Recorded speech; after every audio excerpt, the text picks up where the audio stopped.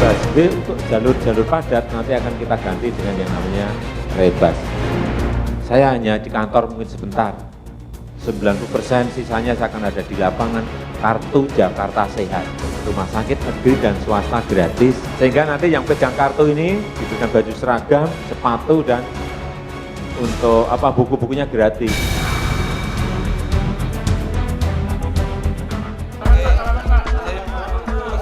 Pemilu Kada DKI yang berlangsung 2 putaran sudah menemukan pemenangnya. Pasangan Joko Widodo dan Basuki Cahayapurnama yang ternyata mampu mengalahkan Gubernur Fauzi Bowo dan pasangannya Nahrawi Ramli. Selain mewariskan pekerjaan rumah, selama 5 tahun Fauzi Bowo juga berhasil menorehkan hasil. Misalnya proyek banjir Kanal Timur yang mampu membebaskan beberapa daerah dari ancaman banjir. Juga pembangunan jalan layang nontol serta penambahan 4 koridor busway.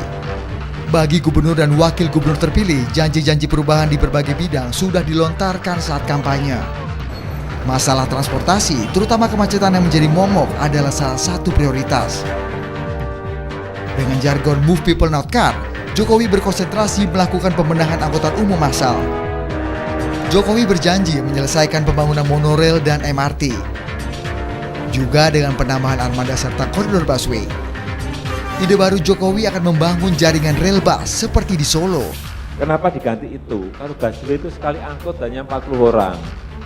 Tapi kalau dengan rel bus sekali angkut bisa 400-600, masih kurang, tambahin gerbong lagi di belakangnya. Untuk itu, Jokowi berencana membentuk otoritas pelayanan transportasi Jabodetabek guna membahas dan memutuskan masalah kemacetan secara cepat dan terintegrasi.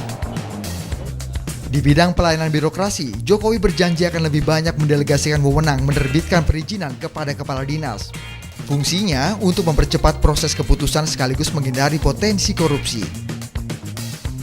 Dia juga berjanji akan lebih banyak bekerja di lapangan. Saya hanya di kantor mungkin sebentar, 90% sisanya saya akan ada di lapangan, karena masalah, persoalan, problem itu adanya di lapangan. Jokowi yang dikenal berpihak pada pasar tradisional mencoba menerapkan hal tersebut di Jakarta dengan konsep pembangunan superblok atau kampung susun. Di bawah pasar, di atasnya puskesmas, di atasnya lagi untuk apartemen atau rusun bagi keluarga-keluarga sedang dan di bawah.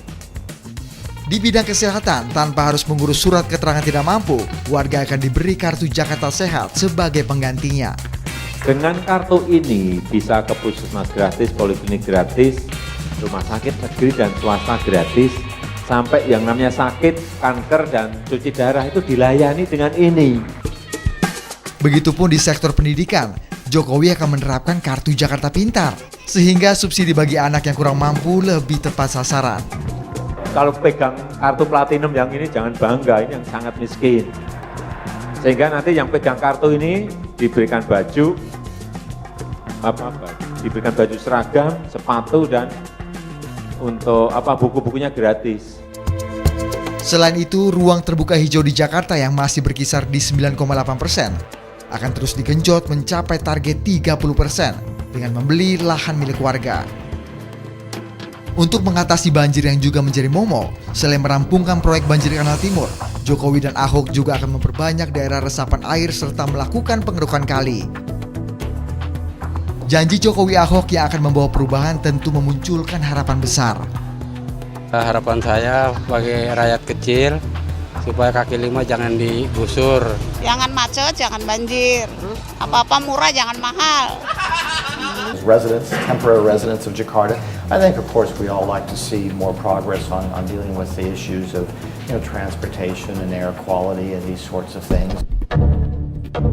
Dengan sistem pemilihan umum langsung, mulai dari tingkat presiden hingga kepala desa, maka obral janji adalah hal yang biasa.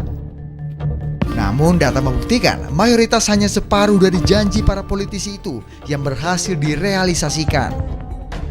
Umumnya kalau dipukul rata itu sekitar antara 40-50% dari janji-janji dipenuhi ketika mereka berkuasa kayak begitu. Dan biasanya kalau mencapai 50% atau lebih dari janji itu dipenuhi, biasanya kalau dia berkesempatan maju lagi itu biasanya terpilih kembali. Lambat laun masyarakat Indonesia semakin cerdas dan dewasa. Para pemimpin yang terbukti hanya mengobrol janji tapi miskin realisasi akan dihukum dengan tidak dipilih kembali. Jokowi dan Ahok pun akan dituntut hal yang sama, yaitu menepati janji-janji politik mereka kepada warga Jakarta. Presiden Amerika Serikat ke-41 George Herbert Walker Bush pernah mengatakan bahwa kampanye adalah satu hal, sementara menjalankan pemerintahan adalah suatu hal yang lain yang tidak ada hubungannya. Kita berharap janji kampanye bukan hanya 3 janji, tapi janji itu bisa diwujudkan secara nyata dalam kebijakan pemerintahan gubernur dan wakil gubernur yang baru.